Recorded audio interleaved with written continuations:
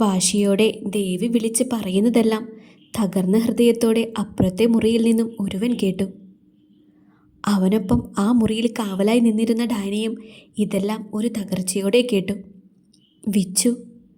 തകർന്നുള്ള ഇരിപ്പ് കണ്ട് സഹിക്കാൻ വയ്യാതെ ഡാനി വിളിച്ചു. ഡാനിയുടെ വിളി കേട്ട് അവൻ തലപൊക്കി ദയനീയമായി ഒന്ന് നോക്കി. അവൻ്റെ ആ നോട്ടം താങ്ങാൻ വയ്യാതെ ചുണ്ടു രണ്ടും കൂട്ടിപ്പിടിച്ച് ഡാനി മുഖം തിരിച്ചു കളഞ്ഞു. അല്പസമയത്തിന് ശേഷം വിച്ചു എഴുന്നേറ്റു. എന്താ വിച്ചു, വെള്ളം വല്ലതും വേണോ നിനക്ക്? വേണ്ട ഡാനി ചേട്ടാ, ഞാൻ വീട്ടിലേക്ക് പോട്ടെ. അമ്മയോടും വർഷയോടും വീട്ടിലേക്ക് വന്നാൽ മതിയെന്ന് പറ. വിച്ചു, ഇപ്പോൾ തന്നെ പോണോടാ നിനക്ക്? അവൻ്റെ അവസ്ഥ കണ്ട് ഡാനി സംശയത്തോടെ ചോദിച്ചു. ഞാനിനി ഇവിടെ നിന്നിട്ട് എന്തിനാ ചേട്ടാ? ഇനി ഇവിടെ എൻ്റെ ആവശ്യമില്ലല്ലോ. നീ അങ്ങനെയൊന്നും പറയാതെടാ. അവൾ എന്തൊക്കെയോ ബോധമില്ലാതെ വിളിച്ച് പറയുകയാണ്. നീ അത് കാര്യമാക്കണ്ട. ഇല്ല ഡാനി ചേട്ടാ, എനിക്കറിയാം. ദേവി നല്ല കുട്ടിയാണ്. ഒരു കാര്യത്തിൽ ഒരുപാട് ചിന്തിച്ചേ അവൾ തീരുമാനമെടുക്കത്തുള്ളൂ. ഈ തീരുമാനവും അവൾ നന്നായി ചിന്തിച്ചു കഴിഞ്ഞെടുത്തതായിരിക്കും. വിച്ചുവിൻ്റെ കണ്ണുകൾ ചുവന്ന് കലങ്ങിയിരിക്കുന്നത് ഡാനി ശ്രദ്ധിച്ചു. അവന് സങ്കടവും അതിനേക്കാൾ ഉപരി ദേഷ്യവും തോന്നി മനസ്സിൽ. അവൻ ഒന്നും മിണ്ടാതെ അതേ ദേഷ്യത്തോടെ വാതിൽ തുറന്ന് ഹാളിലേക്ക് ചെന്നു. ദേവി! ദേഷ്യത്തോടെ ഡാനി വിളിച്ചു. എന്താ ഡാനിച്ച? അവൻ്റെ വിളിയിലൊന്ന് ഭയന്ന് തിരിഞ്ഞു നോക്കിയ ദേവി ചോദിച്ചു. ഇത്രയും നാളും ദർശനം നൽകിയ അതേ സ്ഥാനം തന്നെ നീ എനിക്ക് നൽകിയിട്ടുണ്ട്. ആ അധികാരത്തിൽ ഞാൻ ചോദിക്കുകയാണ്, എന്താ മോളെ, എന്താ നിനക്ക് പറ്റിയത്? ആരുടെയെങ്കിലും ഭീഷണിക്ക് മുന്നിൽ പേടിച്ചിട്ടാണോ നീ ഇപ്പോൾ ഇങ്ങനെയൊരു തീരുമാനമെടുത്തത്? മോള് പേടിക്കാതെ പറ. ഇവിടെ ഞങ്ങൾ എല്ലാവരുമുണ്ട് നിനക്കൊപ്പം. അല്ല ഡാനിച്ച, ഇതെൻ്റെ തീരുമാനമാണ്. ഞാൻ ആലോചിച്ചെടുത്ത തീരുമാനം. നീ ഇപ്പോൾ ഈ പറയുന്നത് ശരിയാണെന്ന് നിനക്ക് തോന്നുന്നുണ്ടോ? ഇത് എൻ്റെ ശരിയാണ് ഡാനിച്ച. എനിക്ക് അങ്ങനെ ഒരു തീരുമാനമെടുത്തേ പറ്റൂ. എനിക്ക് സന്തോഷത്തോടെ ജീവിക്കണം. ഇപ്പം എന്താ, നിൻ്റെ ജീവിതത്തിൽ സന്തോഷമില്ലേ? ഉണ്ട്, പക്ഷേ ഞാൻ ആഗ്രഹിച്ച സന്തോഷം എനിക്ക് കിട്ടുന്നില്ല. നിങ്ങൾക്കെല്ലാവർക്കും വേണ്ടി ഞാൻ സന്തോഷത്തിലാണെന്ന് കാണിക്കുന്നുണ്ടെന്നേ ഉള്ളൂ. മുറിയിൽ നിന്നും പുറത്തേക്കിറങ്ങി വന്ന വിച്ചുവും ആ വാക്കുകൾ കേട്ടു. അവൻ ദേവിയെ ഒന്ന് നോക്കി. അവളും അവൻ ഇറങ്ങി വരുന്നത് കണ്ട് ഒന്ന് നോക്കി. അപ്പോൾ തന്നെ ആ നോട്ടം മാറ്റുകയും ചെയ്തു. ദേവി, നീ പറയുന്നത് ശരിയാണെന്ന് തോന്നുന്നുണ്ടോ നിനക്ക്? ഡാനി, വേണ്ട മോനെ, മോളെ വഴക്കൊന്നും പറയണ്ട. ഡാനി പിന്നെയും ദേവിയെ വഴക്ക് പറയാൻ തുടങ്ങിയത് കേട്ട് മാറി നിന്ന് എല്ലാം കേട്ടുകൊണ്ടിരുന്ന ലത അവനെ തടഞ്ഞുകൊണ്ട് വിളിച്ചു. ലതാൻ്റെ കേട്ടതല്ലേ ഇവളീ പറയുന്നതൊക്കെ? ഞാനെല്ലാം കേട്ടു മോനെ. ഇവിടെ ഇപ്പോൾ മോളെ തെറ്റ് പറയാൻ മാത്രം ഒന്നുമില്ല. ദേവി മോളെടുത്ത തീരുമാനമാണ് ശരി. ആൻറ്റി എന്തൊക്കെയായി പറയുന്നത്? ലത പറയുന്നതൊന്നും ഡാനിക്ക് വിശ്വസിക്കാൻ പറ്റുന്നുണ്ടായിരുന്നില്ല. അവിടെ നിന്നിരുന്ന എല്ലാവരുടെയും അവസ്ഥ അതുതന്നെയായിരുന്നു. ദർശനും രാധികയും എല്ലാവരും ലതയെ ഞെട്ടലോടെ നോക്കി. ഞാനെന്തിനാ ഇങ്ങനെയൊക്കെ പറയുന്നത് എന്നാവും നിങ്ങളിപ്പോൾ ചിന്തിക്കുന്നത്. എനിക്ക് മനസ്സിലാവുന്നുണ്ട് ദേവിമോളുടെ ഇപ്പോഴത്തെ അവസ്ഥ. മോള് പറഞ്ഞതുപോലെ എവിടെയെങ്കിലുമൊക്കെ അവൾക്കും ജയിക്കണ്ടേ? അവൾ ആഗ്രഹിച്ചതുപോലെ ഒരു ജീവിതം അവൾക്ക് മുന്നിൽ നിൽക്കുമ്പോൾ സന്തോഷത്തോടെ ആ ജീവിതം അവൾ ഏറ്റുവാങ്ങണ്ടേ? ലത ദേവിയുടെ അടുത്തേക്ക് ചെന്നു. മോള് വാ, ആൻറ്റിക്ക് മോളോട് സംസാരിക്കാനുണ്ട്. ലത ദേവിയെ വിളിച്ച് മുറിയിലേക്ക് നടന്നു. വിച്ചു, നീ വീട്ടിലേക്ക് പൊക്കോ. ഇവിടെ നിൽക്കണ്ട, അമ്മ വീട്ടിലേക്ക് വരാം. അമ്മയ്ക്ക് മോനോട് സംസാരിക്കാനുണ്ട്. കൂടുതലൊന്നും പറയാതെ ലത ദേവിയുമായി മുറിയിലേക്ക് പോയി. അപ്പോഴാണ് വർഷ കല്ലുവുമായി സ്റ്റെയർ ഇറങ്ങി വരുന്നത്. വിച്ചു വർഷയെ ഒന്ന് നോക്കി. അവളുടെ മുഖത്ത് നിന്ന് തന്നെ കല്ലു അവളോട് കാര്യങ്ങളെല്ലാം പറഞ്ഞിട്ടുണ്ടെന്ന് വിച്ചുവിന് മനസ്സിലായി. വിച്ചു! ദർശനം വിളിക്കുന്നത് കേട്ട് അവൻ തിരിഞ്ഞു നോക്കി. എനിക്കറിയില്ല ഇവിടെ എന്താ സംഭവിച്ചു കൊണ്ടിരിക്കുന്നതെന്ന്. ഇവർക്കൊക്കെ എന്ത് പറ്റിയെന്ന് പോലും എനിക്ക് മനസ്സിലാവുന്നില്ല. ഞാൻ അപ്പോഴേ പറഞ്ഞതല്ലേ ഇവരെ അങ്ങോട്ടേക്ക് വിടണ്ട എന്ന്. നീ കൂടി നിർബന്ധിച്ചിട്ടല്ലേ ഞാൻ സമ്മതിച്ചത്. ആകെ തകർന്നവനെ പോലെ സെറ്റിയിലിരുന്ന് 2 കൈകൊണ്ടും തലതാക്കിക്കൊണ്ട് ദർശൻ പറഞ്ഞു. വിച്ചു അപ്പോഴാണ് ദർശൻ്റെ അവസ്ഥയെക്കുറിച്ച് ചിന്തിക്കുന്നത്. അത്രയും നേരം തൻ്റെ കാര്യം മാത്രമേ അവൻ ആലോചിച്ചുള്ളൂ. ഒരുപക്ഷെ തന്നേക്കാൾ തകർന്നത് ദർശനായിരിക്കും. തനിക്ക് ഇത്രയും വിഷമമുണ്ടെങ്കിൽ അവൻ്റെ അവസ്ഥയോ? ദർശൻ ഒരുപാട് വാദിച്ചു നോക്കിയതാണ് ദേവിയെയും ആമിയെയും ഹോസ്പിറ്റലിലേക്ക് വിടാതിരിക്കാൻ. താൻ കൂടി നിർബന്ധിച്ചപ്പോൾ വേറെ വഴിയില്ലാതെയാണ് അവൻ എല്ലാത്തിനും സമ്മതിച്ചത്. തലകുമ്പിട്ടിരിക്കുന്ന ദർശൻ്റെ അടുത്തേക്ക് ചെന്ന് വിച്ചു അവൻ്റെ നെറുകയിലൊന്ന് തലോടി. ദർശ, എന്താടാ ഇത്? നിന്നെ ഇങ്ങനെയൊരവസ്ഥയിൽ ഞാൻ കണ്ടിട്ടില്ലല്ലോ. സ്വന്തം വിഷമം മറന്നുകൊണ്ട് വിച്ചു ദർശനെ ആശ്വസിപ്പിക്കാൻ തുടങ്ങി. എനിക്ക് സഹിക്കാൻ പറ്റുന്നില്ല വിച്ചു. കൈവിട്ടു പോയ ജീവിതം തിരിച്ചു കിട്ടിയപ്പോൾ, ദേവിമോൾക്കും നല്ലൊരു ജീവിതം കിട്ടിയെന്ന് മനസ്സിലായപ്പോൾ എന്തോരം സന്തോഷിച്ചതാ ഞാൻ. എല്ലാം ഒറ്റ നിമിഷം കൊണ്ട് അവസാനിച്ചില്ലേ. വിച്ചു, ദർശ, ഹരിദാസ് വിളിക്കുന്നത് കേട്ട് രണ്ടുപേരും അയാളെ നോക്കി. എനിക്ക് മനസ്സിലാവും മക്കളെ നിങ്ങളുടെ ഇപ്പോഴത്തെ അവസ്ഥ. ഇപ്പോൾ തൽക്കാലം അവർക്കൊപ്പം നിൽക്കാനല്ലാതെ എൻ്റെ മുന്നിൽ വേറെ വഴിയില്ല. അച്ഛനിത് എന്താ അച്ഛാ ഈ പറയുന്നത്? എന്താ ശരിക്കും അവിടെ സംഭവിച്ചത്? എന്തെങ്കിലും പ്രശ്നമുണ്ടായോ? നിങ്ങൾക്കൊക്കെ എന്താ പെട്ടെന്ന് സംഭവിച്ചത്? ആരെങ്കിലും എന്തെങ്കിലും പറഞ്ഞ് ഭീഷണിപ്പെടുത്തിയോ നിങ്ങളെ? മക്കളെ, ആദ്യം അവർ പറയുന്നത് കേട്ടപ്പോൾ നിങ്ങളെക്കാൾ കൂടുതൽ ദേഷ്യപ്പെട്ടതാ ഞാൻ. പക്ഷേ അവരുടെ വാശിക്കും കണ്ണീരിനും മുന്നിൽ അവസാനം എനിക്ക് സമ്മതിക്കേണ്ടി വന്നു. എന്ത് വാശിയെന്ന അച്ഛനിപ്പോൾ പറയുന്നത്? രണ്ടിനും ബോധം പോയോ? എല്ലാത്തിനും കാരണം അവരാണ്, ആ നിയയും അമ്പിയും. ഈ കാര്യത്തിൽ അവരെ കുറ്റപ്പെടുത്താൻ നമുക്കാവില്ല. അവരെൻ്റെ മുന്നിൽ വെച്ച് ഒരുപാട് പിന്തിരിപ്പിക്കാൻ ശ്രമിച്ചതാണ്. പക്ഷേ ആമയും ദേവിയും കൂടി തന്നെയാണ് ഈ തീരുമാനങ്ങൾ എടുത്തത്. എനിക്കിതൊന്നും വിശ്വസിക്കാൻ പറ്റില്ല. എന്തോ അവിടെ സംഭവിച്ചിട്ടുണ്ട്, അതെനിക്ക് ഉറപ്പാ.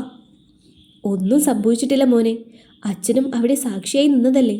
സാഹചര്യങ്ങളോട് പൊരുത്തപ്പെടാൻ നിങ്ങൾ ശ്രമിക്കണം. വിച്ചു, നിന്റെ അവസ്ഥ അച്ഛന് മനസ്സിലാകും. പക്ഷേ ഇപ്പോൾ ദേവിക്കൊപ്പം നിൽക്കുകയേ എനിക്ക് നിവർത്തിയുള്ളൂ. എനിക്ക് മോനോട് കുറച്ച് സംസാരിക്കാനുണ്ട്. ഹരി. ദേവിയുമായി സംസാരിച്ചു കഴിഞ്ഞ് പുറത്തേക്ക് വന്ന ലത ഹരിദാസിനെ വിളിച്ചു. ഞാൻ ദേവി മോളോട് സംസാരിച്ചിരുന്നു. മോളുടെ അവസ്ഥ എനിക്ക് മനസ്സിലാവും. എന്തായാലും കാര്യങ്ങളൊന്നും ഇനിയും ഒരുപാട് വെച്ച് താമസിപ്പിക്കേണ്ട എന്നേ എനിക്ക് പറയാനുള്ളൂ. നാളെ തന്നെ ഞാൻ പോയി ജോത്സ്യനെ ഒന്നുകൂടി കാണാം. ഒന്നുമില്ലെങ്കിൽ ഇപ്പോൾ തീരുമാനിച്ച മുഹൂർത്തത്തിൽ തന്നെ അവരുടെ വിവാഹം നടക്കട്ടെ. ദർശനൊരു പകപ്പോടെ വിച്ചുവിനെ നോക്കി. ലത ഒരു ചെറിയ പുഞ്ചിരിയോടെ ദർശനെ നോക്കി ചിരിച്ച് അവൻ്റെ അടുത്തേക്ക് വന്നു. ഞാൻ എന്തൊരു അമ്മയാണെന്നല്ലേ മോനിപ്പോൾ ചിന്തിക്കുന്നത്? ഇപ്പോൾ ഈ അമ്മയ്ക്ക് ഇങ്ങനെയേ ചിന്തിക്കാൻ കഴിയൂ. മോനെ, എനിക്കുമുണ്ടൊരു മോള്. അവളുടെ സ്ഥാനത്താണ് ഞാൻ ദേവിമോളെ കാണുന്നത്. അതുകൊണ്ട് ഇപ്പോൾ അവർക്കൊപ്പം നിൽക്കാനേ എനിക്കാവുള്ളൂ. കാര്യങ്ങളൊക്കെ ഒന്ന് മനസ്സിലാക്കാൻ മോനും ശ്രമിക്കണം. എല്ലാത്തിനോടും പൊരുത്തപ്പെട്ട് മാറിത്തരാൻ ആമിമോള് തയ്യാറായതുപോലെ മോനും കുറച്ചൊക്കെ സത്യങ്ങളോട് അംഗീകരിക്കാൻ തയ്യാറാവണം. ദർശനോടായി പറഞ്ഞു നിർത്തിക്കൊണ്ട് ലത ഹരിദാസിനെ നോക്കി. നമുക്ക് നാളെ ജോത്സ്യനെ പോയി കാണാം. എന്ന് ഡിസ്ചാർജ് ആവാമെന്നോ മറ്റോ പറഞ്ഞോ മോളെ? വേറെ പ്രശ്നമൊന്നുമില്ലെങ്കിൽ നാളെയോ മറ്റന്നാളോ പോകാമെന്നാ ഡോക്ടർ പറഞ്ഞിരിക്കുന്നത് ആൻറ്റി. മിയയെ കാണാനായി ഹോസ്പിറ്റലിലേക്ക് വന്നതായിരുന്നു ലതയും ഹരിദാസും. ലത വിച്ചുവിൻ്റെ അമ്മയാണെന്ന് അറിഞ്ഞപ്പോൾ മിയക്കും രാമചന്ദ്രനുമെല്ലാം ദേഷ്യം തോന്നിയെങ്കിലും അതൊന്നും പുറത്ത് കാണിക്കാതെ ചിരിയോടെ തന്നെ അവർ നിന്നു. കാര്യങ്ങളൊക്കെ ഇന്നലെ വീട്ടിൽ അവതരിപ്പിച്ചിരുന്നു. പ്രതീക്ഷിതനേക്കാൾ വലിയ പൊട്ടിത്തെറികളൊക്കെയാണ് ഉണ്ടായത്.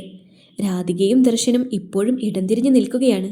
സത്യത്തിൽ ലത മാത്രമാണ് എൻ്റെ അവസ്ഥ മനസ്സിലാക്കി കൂടെ നിൽക്കുന്നത്. നിയ ലതയെയൊന്ന് നോക്കി. എനിക്ക് മനസ്സിലാവും മോളെ, ആമിയുടെയും ദേവിയുടെയും അവസ്ഥ.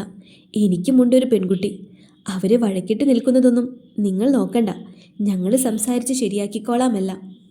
ആൻറ്റി, മനഃപൂർവ്വം നിങ്ങളുടെ വിവാഹം മുടക്കാനൊന്നും നോക്കിയതല്ല ഞങ്ങൾ. എനിക്ക് മനസ്സിലാവും മോളെ. അല്ലെങ്കിൽ തന്നെ എനിക്ക് ആദ്യമേ അറിയാമായിരുന്നു ദേവിമോള് എൻ്റെ മോനുമായിട്ടുള്ള വിവാഹത്തിന് സമ്മതിച്ചത് എല്ലാവരുടെയും സന്തോഷത്തിനും അവളുടെ സാഹചര്യവും കൊണ്ടാണെന്ന്. ഇപ്പോൾ അമ്പിയെക്കുറിച്ചുള്ള സത്യങ്ങളെല്ലാം മനസ്സിലാക്കിയ സ്ഥിതിക്ക് ഇനിയൊരിക്കലും എൻ്റെ മോനുമൊത്ത് ആ കുട്ടിക്ക് സന്തോഷമായി ജീവിക്കാൻ കഴിയില്ല. പിന്നെ ഞങ്ങൾ എന്തിനാ ചുമ്മാ എല്ലാവരുടെയും ജീവിതം നശിപ്പിക്കുന്നത്? ദേവിയും അമ്പിയും സ്നേഹിച്ചവരല്ലേ, അവരൊന്നാവട്ടെ, അതല്ലേ നല്ലത്. പിന്നെ ആമിമോളുടെ കാര്യം പറയുകയാണെങ്കിൽ അതും മോളുടെ തീരുമാനം ഉറച്ചത് തന്നെയാണ്. ജീവൻ കൊടുത്ത് ചേച്ചി സ്നേഹിക്കുന്നയാളെ ഭർത്താവായി കാണാൻ ഇനി ആ കുട്ടിക്കാവില്ല എന്ന് പറഞ്ഞിട്ടുണ്ട്. ദർശനെ കൊണ്ട് ഞങ്ങൾ പറഞ്ഞ് സമ്മതിപ്പിച്ചോളാം വിവാഹത്തിന്. ഞാനും ഹരിയും കൂടി പോയി ജോത്സ്യനെ കണ്ടിരുന്നു രാവിലെ. 2 ആഴ്ച കഴിഞ്ഞാണല്ലോ അവരുടെ വിവാഹത്തിനുള്ള തീയതി കുറിച്ചിരുന്നത്. ആ ദിവസത്തിൽ തന്നെ നടത്തിയാലോന്നാ ഞങ്ങൾ ആലോചിച്ചത്. പക്ഷേ ജോത്സ്യൻ പറയുന്നത് അടുത്ത ആഴ്ച നല്ല മുഹൂർത്തമുണ്ടെന്നാണ്. അന്ന് തന്നെ നടത്തുന്നതായിരിക്കും നല്ലതെന്നും പറഞ്ഞു. അടുത്ത ആഴ്ചയോ? വിശ്വസിക്കാനാവാതെ രാമചന്ദ്രൻ ചോദിച്ചു. അതെ, ഞാൻ ഇന്നലെ രാത്രി ആമിമോളുടെ അമ്മയുടെ കയ്യിൽ നിന്നും അവരുടെ 2 പേരുടെയും ജാതകങ്ങൾ വാങ്ങിയിരുന്നു. അതുമായിട്ടാ ഇന്ന് പോയത്. അത് വെച്ച് നോക്കിയിട്ട് ജോത്സ്യൻ പറയുന്നത് അടുത്ത ആഴ്ചയാണ് 4 പേരുടെ വിവാഹം നടത്താൻ പറ്റിയ നല്ല മുഹൂർത്തമെന്നാണ്. നല്ല കാര്യങ്ങൾ വെച്ച് താമസിപ്പിക്കേണ്ട എന്നാണ് എൻ്റെ അഭിപ്രായം. ബാക്കിയൊക്കെ നിങ്ങൾക്ക് തീരുമാനിക്കാം. ലത പറയുന്നത് തന്നെയാണ് എനിക്കും ശരിയെന്ന് തോന്നുന്നത്. അടുത്ത ആഴ്ച അമ്പലത്തിൽ വെച്ച് ചെറിയ രീതിയിൽ താലികെട്ട് നടത്തിയിട്ട് നമുക്ക് വലിയ രീതിയിൽ റിസപ്ഷൻ നടത്താം, എല്ലാവരെയും അറിയിച്ചുകൊണ്ട്. അതാവുമ്പോൾ നമുക്ക് ആളുകളെ വിളിക്കാനൊക്കെ സമയവും കിട്ടും. അല്ല, അടുത്ത ആഴ്ച അല്ലാതെ വേറെ മുഹൂർത്തങ്ങളൊന്നുമില്ലേ? ഹരിദാസ് പറയുന്നത് കേട്ട് രാമചന്ദ്രൻ ചോദിച്ചു. പിന്നെ ഈ മാസം നല്ല മുഹൂർത്തമൊന്നുമില്ലെന്നാണ് അദ്ദേഹം പറഞ്ഞത്. പിന്നെ അടുത്ത മാസം അമ്പിയുടെ ജന്മമാസമായതുകൊണ്ട് വിവാഹം നടത്താൻ പറ്റില്ല. അത് കഴിഞ്ഞുള്ള 2 മാസങ്ങൾ വിവാഹത്തിന് പറ്റിയതല്ല എന്നാണ് ജോത്സ്യൻ പറയുന്നത്. അങ്ങനെ നോക്കുമ്പോൾ വിവാഹം പിന്നെയും നീണ്ടുപോകും. അയ്യോ, അത്രയ്ക്കൊന്നും നീണ്ടുപോകാൻ പറ്റില്ല. സാഹചര്യം മറന്ന് നീയ പെട്ടെന്ന് പറഞ്ഞു പോയി. ലതയും ഹരിദാസും അവളെ നോക്കി. നീയയുടെ മുഖം പെട്ടെന്ന് വിളറിയതുപോലെയായി. അതല്ല ഞാൻ ഉദ്ദേശിച്ചത്. എൻ്റെ കാര്യത്തിൽ എനിക്കിപ്പോഴും വലിയ താല്പര്യമൊന്നുമില്ല. പക്ഷേ ദേവി ഇപ്പോൾ വിവാഹത്തിന് സമ്മതിച്ചിരിക്കുകയാണ്. വിവാഹം വൈകിയാൽ അവളുടെ മനസ്സ് മാറിയാലോ എന്നൊരു പേടിയുണ്ട് എനിക്ക്. അതാ ഞാൻ ഉദ്ദേശിച്ചത്. അതും ശരിയാ. ദേവിമോളുടെ കാര്യം മാത്രമല്ല, ആമിമോളുടെ കാര്യത്തിലും അങ്ങനെയൊരു പേടി വേണം. ഇപ്പോൾ പെട്ടെന്ന് തോന്നിയൊരു അവസ്ഥയിലായിരിക്കും ആമി അങ്ങനെയൊരു തീരുമാനമെടുത്തത്. മോളുടെ അഭിപ്രായം പിന്നീട് മാറാമല്ലോ. അതുകൊണ്ട് വിവാഹം പെട്ടെന്ന് തന്നെ നടത്തുന്നതായിരിക്കും നല്ലത്. ലത നീയ പറയുന്നത് ശരിയാണെന്നുള്ള പോലെ പറഞ്ഞു. എന്തായാലും ആദ്യം ഹോസ്പിറ്റലിൽ നിന്നും ഡിസ്ചാർജ് ആവട്ടെ. എന്നിട്ട് നിങ്ങൾക്ക് വീട്ടുകാരെല്ലാവരും കൂടി ഒന്ന് ആലോചിക്കാം. അതിനുശേഷം ഞങ്ങളെ അറിയിച്ചാൽ മതി. അപ്പോഴേക്കും ദർശനെ കൊണ്ടും സമ്മതിപ്പിച്ചെടുക്കാൻ ഞങ്ങൾ. രാമചന്ദ്രനെയും അമ്പിയെയും നോക്കി ഹരിദാസ് പറഞ്ഞു. എന്നാ നമുക്ക് പോയാലോ? ഹരിദാസിൻ്റെ ചോദ്യത്തിന് ലത മൂളി. അവർ പറഞ്ഞതൊക്കെ അപ്പോൾ തന്നെ അങ്ങ് സമ്മതിച്ചാൽ പോരായിരുന്നു അച്ഛന്? അതിൻ്റെ ഇടയിൽ കൂടി വേറെ മുഹൂർത്തം എന്നൊക്കെ ഒരു ചോദ്യം. എത്ര കഷ്ടപ്പെട്ടിട്ടാ ഇവിടം വരെ എത്തിച്ചതെന്നറിയോ? അവരുടെ വണ്ടി ഹോസ്പിറ്റൽ പാർക്കിങ്ങിൽ നിന്നും പോയെന്ന് മനസ്സിലായതും അതുവരെ ജനലിൽ കൂടി നോക്കി നിന്ന നീയ ബെഡിലേക്ക് തിരിച്ചു വന്നിരുന്ന ദേഷ്യത്തോടെ രാമചന്ദ്രനോട് ചോദിച്ചു. അങ്ങനെയല്ല മോളെ, പെട്ടെന്ന് അവർ ഇങ്ങനെ ഒരാഴ്ചയ്ക്കുള്ളിൽ വിവാഹം എന്നൊക്കെ പറഞ്ഞപ്പോൾ എനിക്ക് ഉൾക്കൊള്ളാൻ. അതെന്താ? അന്ന് ഇതുപോലെ നമ്മളും പറഞ്ഞതല്ലേ ഒരാഴ്ചയ്ക്കുള്ളിൽ വിവാഹം നടത്തണമെന്ന്. അവരെല്ലാം വേഗം തയ്യാറായില്ലേ? മാത്രമല്ല ഹരിദാസ് പറഞ്ഞതുപോലെ റിസപ്ഷൻ നമുക്ക് വേറൊരു ദിവസം നടത്താം. അതാകുമ്പോൾ എല്ലാവരെയും അതിന് വിളിക്കാമല്ലോ. നീയ പറഞ്ഞത് തന്നെയാ അച്ഛാ ശരി. നിങ്ങൾക്ക് അങ്ങനെ തോന്നുന്നുണ്ടെങ്കിൽ പിന്നെ അച്ഛനെന്താ എതിർപ്പ്? എന്നാൽ പിന്നെ അങ്ങനെ തന്നെ ആലോചിക്കാം. എന്നാൽ അമ്പിയേട്ടനൊരു കാര്യം ചെയ്യേ. നമ്മൾ കാര്യങ്ങളൊക്കെ പറഞ്ഞേൽപ്പിച്ചിരിക്കുന്ന ആ ഡോക്ടർ ഡിസ്ചാർജ് ചെയ്യാനുള്ള ഏർപ്പാട് ചെയ്തു തരാൻ പറ. ഇനി ഇവിടെ കിടക്കേണ്ട ആവശ്യമൊന്നുമില്ലല്ലോ. ശരിയാ, ആരെയും വിളിക്കേണ്ട എന്നൊക്കെ അവർ പറഞ്ഞാലും അത്യാവശ്യം ആരെങ്കിലുമൊക്കെ നമുക്ക് വിളിക്കണ്ടേ? വീട്ടിലെത്തിയാൽ പിന്നെ നമുക്ക് അതിനുള്ള കാര്യങ്ങൾ നോക്കാം. കോളിംഗ് ബെൽ ശബ്ദം കേട്ട് മാലതി പോയി വാതിൽ തുറന്നു. ആമിമോളോ? ആ, ഇവിടെ ആരുമില്ലേ മാലതി ആൻറ്റി? മുറ്റത്ത് കാറൊന്നും കാണാത്തത് കൊണ്ട് സംശയത്തോടെ ആമി തിരക്കി. ഇവിടെ ഇരുന്ന് ഓരോന്ന് ചിന്തിച്ചു കൂട്ടേണ്ട എന്ന് പറഞ്ഞ് ദർശൻ മോനെയും കൊണ്ട് ദാസേട്ടൻ ഓഫീസിലേക്ക് പോയി. അമ്മയോ? രാധികേച്ചിയെ ലതേച്ചി വന്ന് വിളിച്ചുകൊണ്ട് പോയി. ഏതൊക്കെയോ അമ്പലങ്ങളിൽ പോകാനുണ്ടെന്ന് പറഞ്ഞു. ദേവി എവിടെ ആൻറ്റി? മുറിയിലുണ്ട്. ഇന്നും ഡാനിമോനും ഭാര്യയും വന്നിരുന്നു രാവിലെ തന്നെ. കുറേ നേരം സംസാരിച്ചു മോളുടെ അടുത്ത്. തീരുമാനം തെറ്റായിപ്പോയി എന്ന് പറഞ്ഞ് വഴക്ക് പറഞ്ഞു. ഒടുവിൽ മോളോട് പിണങ്ങിയിട്ടാ ഇവിടുന്ന് പോയത്. ആൻറ്റിക്ക് എന്താ തോന്നുന്നത്? ഞങ്ങളെടുത്ത തീരുമാനം തെറ്റാണോ? നിങ്ങൾക്ക് ശരിയാണെന്ന് തോന്നുന്നത് മാത്രം ചെയ്താൽ മതി. നിങ്ങൾ ഇവിടെ ആര് പറയുന്നതും നിങ്ങൾ കേൾക്കണ്ട. നിങ്ങൾ ചെയ്തതാണ് ശരിയെന്ന് എല്ലാവരും തിരിച്ചറിയുന്ന ദിവസം വരും. മോളിങ്ങനെ വാതിൽക്കൽ തന്നെ നിൽക്കാതെ അകത്തേക്ക് വാ. അവരെ നോക്കിയൊന്ന് ചിരിച്ചുകൊണ്ട് ആമിയും അവർക്ക് പുറകെ അകത്തേക്ക് കയറി. മോളെന്താ ഓഫീസിലേക്ക് പോകാതിരുന്നത്? ഞാനിനി കുറച്ച് നാളത്തേക്ക് ഓഫീസിലേക്കില്ല. അവിടെ ചെന്ന ദർശേട്ടനെ കാണേണ്ടി വരില്ലേ? നേരിട്ട് കാണുന്ന അവസരങ്ങൾ മനഃപൂർവ്വം വേണ്ടെന്ന് വെക്കുകയാണ് ഞാനിപ്പോൾ. കണ്ടു കഴിഞ്ഞ ഒരു പക്ഷേ എടുത്ത തീരുമാനങ്ങളെല്ലാം മാറ്റിപ്പോയാലോ? ദർശേട്ടൻ്റെ ഇപ്പോഴത്തെ അവസ്ഥ എന്താണെന്ന് എനിക്ക് ഊഹിക്കാവുന്നതേ ഉള്ളൂ. ആ മുന്നിൽ പോയി പിടിച്ചു നിൽക്കാൻ എനിക്ക് പറ്റില്ല ആൻറ്റി. മോള് പറഞ്ഞത് ശരിയാ. തൽക്കാലത്തേക്ക് പോകണ്ട, എല്ലാം ഒന്ന് ശരിയാവട്ടെ. ഞാൻ പോയി ദേവിയൊന്ന് കണ്ടിട്ട് വരാം. ആമി ദേവിയുടെ മുറിവാതിൽ തുറക്കുമ്പോൾ എന്തോ ആലോചനയോടെ ജനൽ ചാരി നിൽക്കുന്ന ദേവിയാണ് കണ്ടത്. താൻ വന്നത് അറിയിക്കാനായി അവൾ വാതിലിൽ നിന്ന് കൊട്ടി. നീയൊന്ന് വന്നിരുന്നെങ്കിലെന്ന് ഞാൻ ആലോചിച്ചതേയുള്ളൂ. ആമിയെ കണ്ട് ആദ്യമൊന്ന് ഞെട്ടിയെങ്കിലും ഒരു ചിരിയോടെ അവൾക്കടുത്തേക്ക് നടന്നുകൊണ്ട് ദേവി പറഞ്ഞു. എനിക്കും തോന്നി നീ എന്നെ പ്രതീക്ഷിക്കുന്നുണ്ടാകുമെന്ന്. പിന്നെ എല്ലാവരും ഉണ്ടാകുമോ എന്നൊരു പേടി മനസ്സിലുണ്ടായിരുന്നു. അതുകൊണ്ട് ആദ്യമൊന്ന് മടിഞ്ഞു. പിന്നെ രണ്ടും കൽപ്പിച്ച് വരുന്നിടത്ത് വെച്ച് കാണാമെന്ന് കരുതി.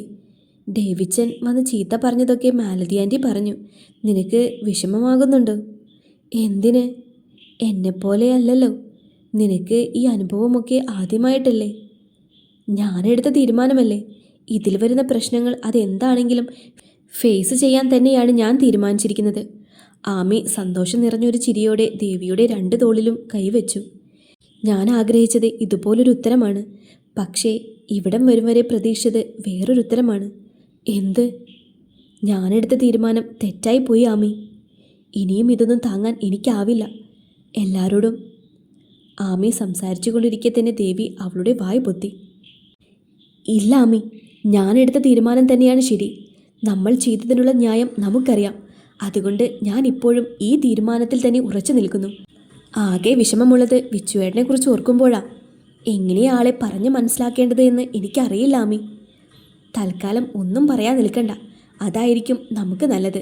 പിന്നെ ലതാമ്മ സംസാരിച്ചിട്ടുണ്ട് ആളോട്. ഇപ്പോൾ അത് മതി. അമ്മ, ലതാമ്മയാണ് എന്നെ ഞെട്ടിച്ച് കളഞ്ഞത്. ആമിയൊന്ന് ചിരിച്ചു. അമ്മയ്ക്ക് നിന്നെ ഒരുപാട് ഇഷ്ടമാണ്. അതുകൊണ്ട് ആൾ എന്തിനും നിനക്കൊപ്പം ഉണ്ടാകും. ദർശേട്ടൻ ഇപ്പോഴും വിവാഹത്തിന് സമ്മതിച്ചിട്ടില്ല. ഞാൻ പറഞ്ഞു തരാം. അതുപോലെ പറഞ്ഞാൽ മതി. ആമി പറയുന്നതെല്ലാം കേൾക്കുന്നതിനോടൊപ്പം തന്നെ ഒരു കൗതുകത്തോടെ ദേവി അവളെ തന്നെ നോക്കി നിന്നു. നീ എന്താ എന്നെ ഇങ്ങനെ നോക്കി നിൽക്കുന്നത്? എൻ്റെ ഏട്ടനെ നിന്നോളം മനസ്സിലാക്കിയവർ ആരുമില്ല, അല്ലേ ആമി? Excuse me sir. അനുവാദം ചോദിച്ച് സ്വാതി ദർശൻ്റെ ക്യാബിനിലേക്ക് കയറി.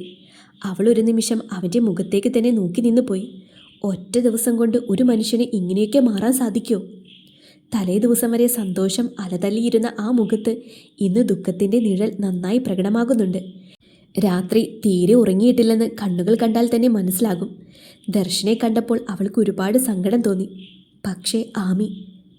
അനുവാദം ചോദിച്ചിട്ടാണ് സ്വാതി അകത്ത് വന്നതെങ്കിലും ദർശൻ അവളെ തീരെ ശ്രദ്ധിച്ചില്ല. അവൻ ആരെയോ ഫോണിൽ വിളിക്കാൻ ശ്രമിച്ചുകൊണ്ടിരിക്കുകയായിരുന്നു.